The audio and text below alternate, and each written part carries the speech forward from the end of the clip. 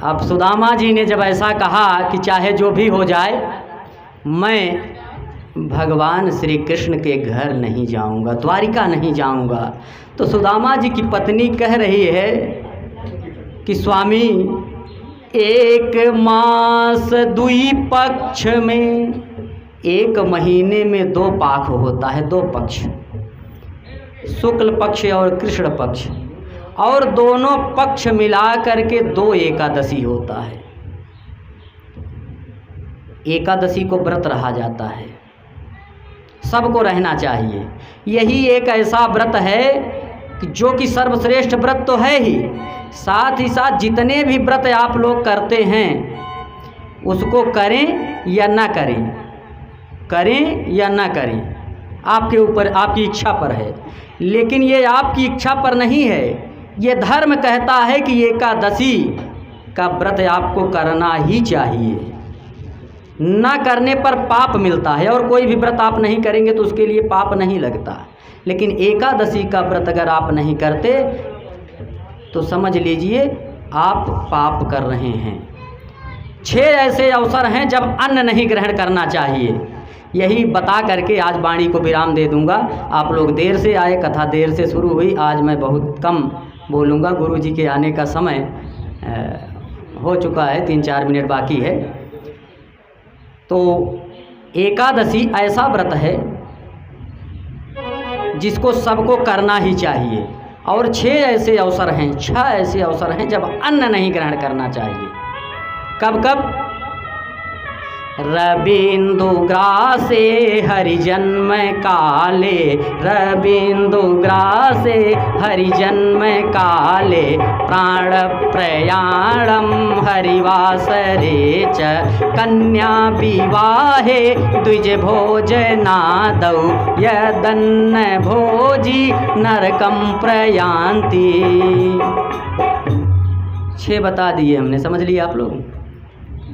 रबींदु Grasse हरिजन्म काले, रवि माने सूर्य, इंदु माने चंद्रमा, इन दोनों का जब ग्रास होता है, अर्थात सूर्य और चंद्र ग्रहण, जब सूर्य ग्रहण लगता हो और जब चंद्र ग्रहण लगता हो तब अन्न नहीं ग्रहण करना चाहिए।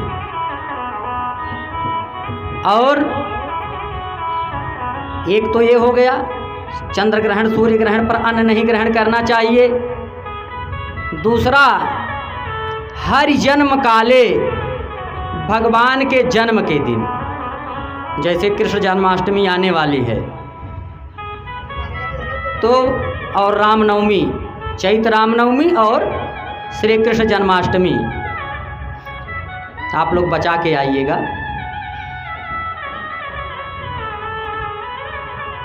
श्री कृष्ण जन्माष्टमी और चैत्र रामनवमी, ये 2, और इसके साथ साथ कार्तिक की पूर्णिमा, जिस दिन वामन भगवान का अवतार हुआ, उसी दिन हयग्रीव भगवान का अवतार, जो आपका ये पूर्णिमा बीती हुई है श्रावण वाली, इस दिन उनका अवतार हुआ। लेकिन पूर्ण अवतार 2 माने जाते हैं, भगवान श्री कृष्ण और भगवान श्री राम के। तो चैत्र रामनवमी और श्री कृष्ण जन्माष्टमी, इन 2 अवसरों पर आपको व्रत रहना ही चाहिए, इच्छा पर नहीं है। ये धर्म कहता है कि हर सनातनी को ये व्रत करना ही चाहिए।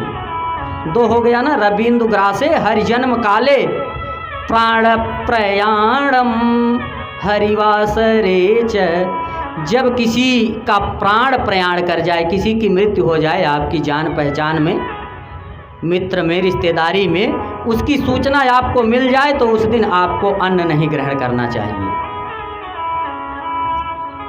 हरिवासरे च, और जिस दिन भगवान का दिन हो, भगवान कहते हैं कि व्रतों में मैं एकादशी हूँ, धातुओं में सोना हूँ। तो व्रतों में भगवान कहते हैं कि मैं एकादशी हूँ। तो एकादशी भगवान हरिवासरे च मतलब एकादशी, 2 एकादशी होती है महीने में। अगर दोनों न रह पाएँ तो कम से कम शुक्ल पक्ष की एकादशी जरूर रहें।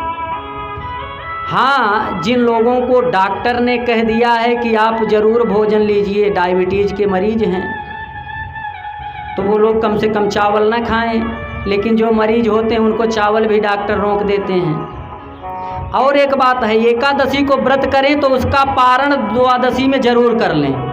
अगर द्वादशी में पारण नहीं करेंगे तो एकादशी के व्रत का फल आपको नहीं मिलेगा। 4 हो गया। प्राण प्रयाणम हरिवासरे च कन्या विवाहे द्विज भोजनादौ। जिस दिन कन्या का विवाह हो और आपको कन्यादान करना हो तो उस दिन आपको अन्न नहीं ग्रहण करना चाहिए। जिस दिन कन्यादान करना हो उस दिन अन्न नहीं ग्रहण करना चाहिए। उसके बाद द्विज भोजनादौ, यदि आपके घर कोई ब्राह्मण आया हो तो जब तक आप उस ब्राह्मण को भोजन न करा लें, जब तक आप उस ब्राह्मण को भोजन न करा लें तब तक आपको अन्न ग्रहण करने का अधिकार नहीं है। लेकिन अगर आप ऐसी अवस्था में अन्न ग्रहण करते हैं तो हिंदी में नहीं बताएंगे, आप लोग समझ लीजिए कि संस्कृत में ही बता दे रहे हैं, नहीं कहेंगे डरा रहे हैं। यदन्न भोजी नरकम प्रयान्ति, इतना तो संस्कृत समझते ही होंगे सब लोग। तो ये 6 ऐसे अवसर हैं। तो वही सुदामा जी की पत्नी ने कहा। और एक बात एकादशी का जो पारण है वो द्वादशी में हो जाना चाहिए, ये ध्यान देने योग्य बात है। एक बार राजा अम्बरीश जो कि एकादशी का व्रत किया करते थे, एकादशी का व्रत किए थे, द्वादशी को पारण करने जा रहे थे, तब तक ऋषि दुर्वासा पहुंच गए उनके घर। अब दुर्वासा जैसे पहुँचे तो उन्होंने कहा, अरे ब्राह्मण देवता आप आ गए, मैंने एकादशी का व्रत किया है, आइए, अहो भाग्य हमारा कि आप मेरे घर आए, आइए आसन ग्रहण कीजिए और मुझे भी पारण करना है, आप भोजन प्रसाद ले लीजिए, उसके बाद मैं भी पालूं। दुर्वासा जी ने कहा ठीक है, तैयार रखो, मैं थोड़ी देर में आ रहा हूँ। दुर्वासा जी चले गए, बहुत देर तक नहीं लौटे। द्वादशी बीतने वाली थी। अगर द्वादशी बीत जाएगी तो एकादशी के व्रत का फल नहीं मिलेगा, उसका पुण्य नहीं मिलेगा। और यदि बिना ब्राह्मण को भोजन कराए भोजन कर लेते हैं, पारण कर लेते हैं, तो समझ लीजिए ये और भी बड़ा पाप हो जाएगा। बड़े चिंता में पड़े तो उनको विचार आया कि ऐसी स्थिति में राज आज्ञा, ब्राह्मणों से सलाह, अपने पुरोहित से सलाह लेकर के कुछ किया जा सकता है। तो इन्होंने गुरु वशिष्ठ से पूछा कि गुरुदेव, द्वादशी बीतने वाली है और ब्राह्मण देवता अभी तक वापस नहीं आए, बताइए अगर मैं पारण नहीं कर लेता तो मुझे एकादशी के व्रत का फल नहीं मिलेगा। तो गुरुदेव ने बताया कि राजन, आपने निराजली व्रत किया है, यदि आप जल भी ग्रहण कर लेते हैं तब भी पारण मान लिया जाएगा, और दोष अन्न ग्रहण करने में है, जल ग्रहण करने में नहीं। तुलसी दल डाल करके जल ग्रहण कर लिया, पारण कर लिया राजा अम्बरीश ने। और उसके बाद दुर्वासा जी आए तो इन्होंने बताया कि ब्राह्मण देव, आपके आने में विलंब हो रहा था, मैंने भोजन नहीं ग्रहण किया, अन्न नहीं ग्रहण किया, जल से मैंने पारण कर लिया है, इसलिए इसमें मेरा कोई दोष भी नहीं है। मैंने अपने गुरुदेव से, आपके प्रतिनिधि से ही पूछ करके ऐसा किया है। दुर्वासा जी तो बड़े क्रोधी थे, बड़े क्रोधी थे दुर्वासा जी, वो तुरंत क्रोध में आ गए, जबकि राजा अम्बरीश की कोई गलती नहीं थी। तुरंत अपने सिर से एक बाल निकाला और जमीन पर पटक दिया, और कृत्या नाम की एक राक्षसी वहीं प्रकट हो गई। दुर्वासा जी ने कृत्या से कहा, राजा अम्बरीश को पकड़कर खा जाओ। और राजा अम्बरीश को खाने जैसे ही वो कृत्या राक्षसी चली, भगवान नारायण का सुदर्शन चक्र, जो कि सदैव भगवान ने अम्बरीश की सुरक्षा में लगा रखा था, बिना किसी आदेश की प्रतीक्षा किए हुए आया। भगवान के सुदर्शन चक्र ने कृत्या को मार डाला और उसके बाद दुर्वासा ऋषि की ओर आगे बढ़ा। जब दुर्वासा ऋषि की ओर आगे बढ़ा तो दुर्वासा जी वहाँ से भगे, हर जगह पहुँचे कि भगवान का आयुध लगा हुआ है। भगवान महादेव ने मना कर दिया, ब्रह्मा जी ने मना कर दिया, किसी ने उनका साथ नहीं दिया, कोई सहयोग नहीं मिला। भागते भागते रास्ते में एक जगह नारद जी मिले। नारद जी से बताया कि भगवान का आयुध लगा हुआ है, मेरे प्राण कैसे बचेंगे। तो नारद जी ने कहा कि स्वयं नारायण की शरण में जाओ। उन्होंने कहा ये तो उन्हीं का आयुध है। उन्होंने कहा शरणागति में जाने पर वह कुछ भी कर सकते हैं। तो दुर्वासा जी भागते भागते वहाँ से जा कर के पहुँच गए क्षीर सागर में। भगवान नारायण के सामने कहा कि प्रभु आपका आयुध मेरे पीछे लगा हुआ है, मेरे प्राणों की रक्षा करो, मैं आपके शरण में हूँ। तो भगवान ने कहा कि मेरा अपमान किए होते तो मैं क्षमा कर देता, लेकिन तुमने मेरे भक्त का अपमान किया है और भक्त का अपमान मैं बर्दाश्त नहीं कर पाता, उसे मैं क्षमा नहीं कर सकता। दुर्वासा जी ने कहा प्रभु तो ये शरणागति बेकार चली जाएगी। तो उन्होंने कहा, भगवान ने कहा नहीं, शरणागति बेकार नहीं जाएगी, व्यर्थ नहीं जाएगी। तुम वहीं जाओ राजा अम्बरीश के पास, वही रक्षा कर सकते हैं। इतना भागते भागते पूरी पृथ्वी की एक परिक्रमा लगा चुके थे दुर्वासा जी। उसके बाद जाकर के अम्बरीश जी के पास पहुँचे। अम्बरीश जी ने कहा अरे ब्राह्मण देवता आप कहाँ चले गए थे, मैं इंतज़ार कर रहा हूँ कि आप आएँ, भोजन ग्रहण करें तो मैं भी भोजन करूँ, आप कहाँ चले गए थे। दुर्वासा जी ने कहा मुझसे बहुत बड़ी गलती हो गई है, भगवान का आयुध मेरे पीछे लगा हुआ है, मेरे प्राणों की रक्षा करो। अम्बरीश जी ने कहा कि मैं क्षत्रिय हूँ, मेरा धर्म है ब्राह्मण की रक्षा करना, मैं अपने प्राणों को देकर भी ब्राह्मण की रक्षा करूँगा। आप चलिए मेरे सिंहासन पर बैठिए, सुदर्शन चक्र आएगा तो पहले मुझे मारेगा, उसके बाद आपके पास जा पाएगा।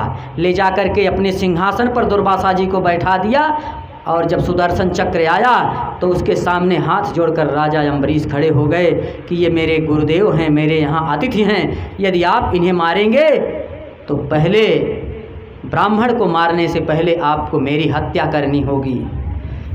अब वो सुदर्शन चक्र इनकी सुरक्षा में था अम्बरीश जी के, इनके कहने पर वो मान गया।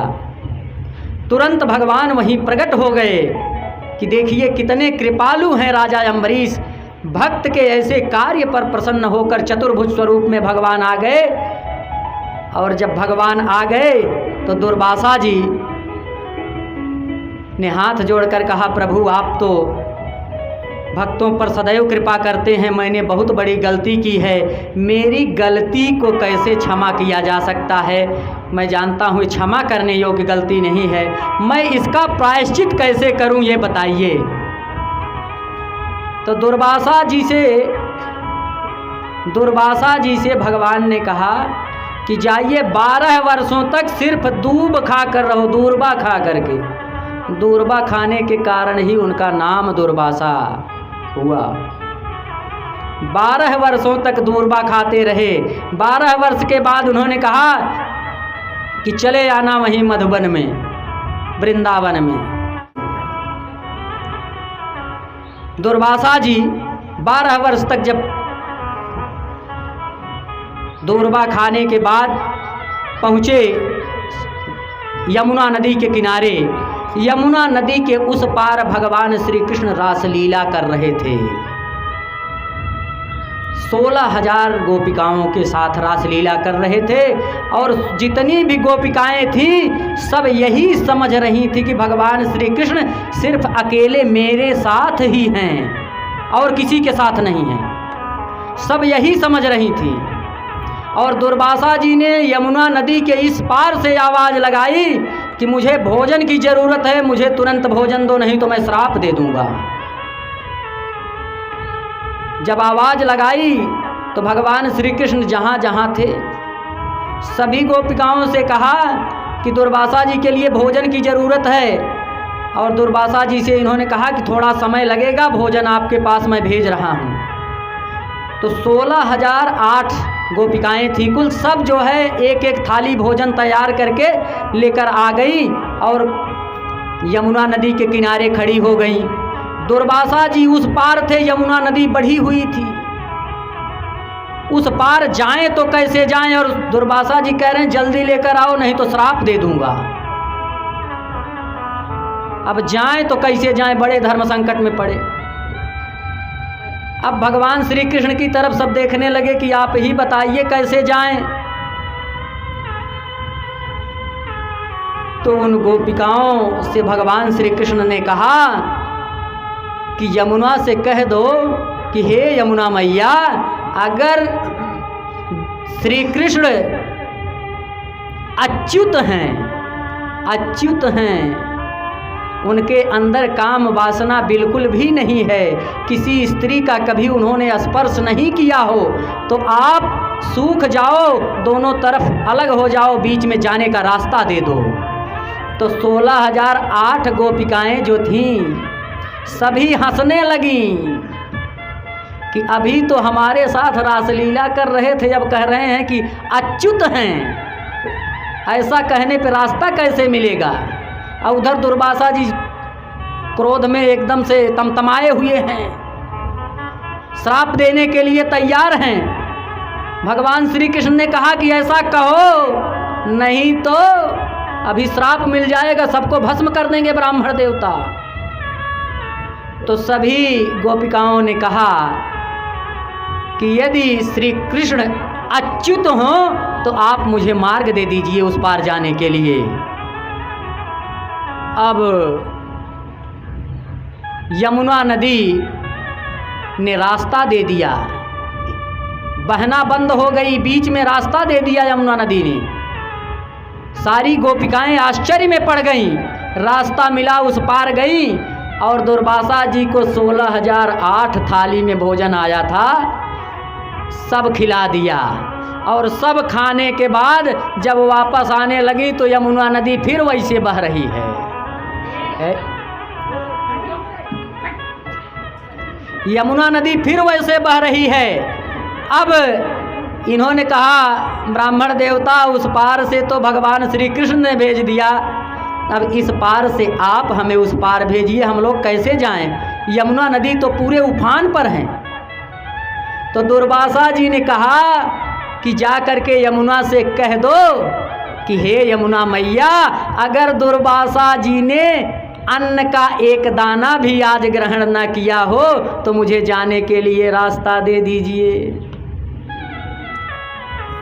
अब बड़े जोर जोर से हंसने लगी 16,008 गोपिकाएं थी कि अभी तो 16,008 थाली खा करके बैठे हैं, कह रहे हैं कि यमुना से कह दो कि अगर हमने अन्न का एक दाना भी आज ग्रहण न किया हो तो मुझे रास्ता दे दें। तो रास्ता कैसे देंगी। इन्होंने कहा क्यों ऐसा कह रहे हैं ब्राह्मण देवता, अभी हम लोग लेकर के आए, 16,008 थाली आप खा गए और कह रहे हैं कि अभी अन्न का एक दाना न ग्रहण किए हों तो रास्ता दे दीजिए, कैसे रास्ता मिलेगा। दुर्वासा जी फिर क्रोधित हो गए, उन्होंने कहा जाओ नहीं तो श्राप दे दूंगा। तो आकर के गोपिकाओं ने कहा हे यमुना मैया, अगर दुर्वासा जी ने अन्न का एक दाना भी आज ग्रहण न किया हो तो आप हमें उस पार जाने का मार्ग दे दीजिए। उसी तरह से फिर यमुना ने मार्ग दे दिया। तो गोपिकाओं का जो भ्रम था, जो अहंकार था कि भगवान श्री कृष्ण मेरे साथ ही हैं, जो मैं चाह रही हूँ वही कर रहे हैं, ये भ्रम दूर हो गया। कथा जिस दिशा में चल रही थी उस दिशा से एकादशी के कारण थोड़ा सा इधर भटक नहीं गई। आप लोगों को जो भी मिला हमने सोचा कि अच्छी बात है बता दें। अब सुदामा जी की कथा में कल सुदामा जी निकलेंगे, परसों पहुँचेंगे और परसों ही वापस आएंगे। 3 दिन में हम सुदामा जी की कथा पूरी कर देंगे। लेकिन सुदामा जी की कथा अगर मन से सुनना हो तो आप लोग 2 बजे आ जाया कीजिए। एक बार जोर से जयकारा लगाएंगे आप। बोलिए वृंदावन बिहारी लाल की। विप्र सुदामा।